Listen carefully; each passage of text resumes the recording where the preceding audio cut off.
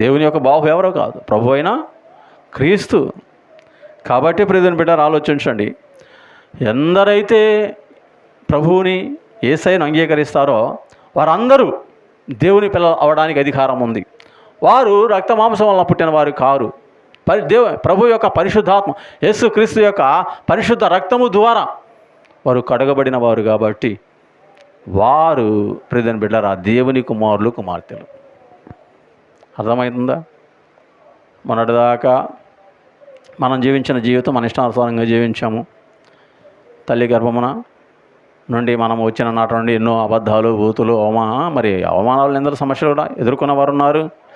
అలాగనే పాపం చేసిన వారు ఉన్నారు. అందరూ గడిచిన దినాలలో దేవునికి విరుద్ధంగా జీవించిన వారు.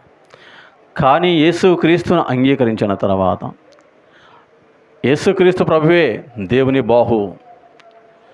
ఈ లోకములోనికి మానవునికి రక్షణ దయచేయడానికి, మానవుని రక్షించడానికి దేవుడు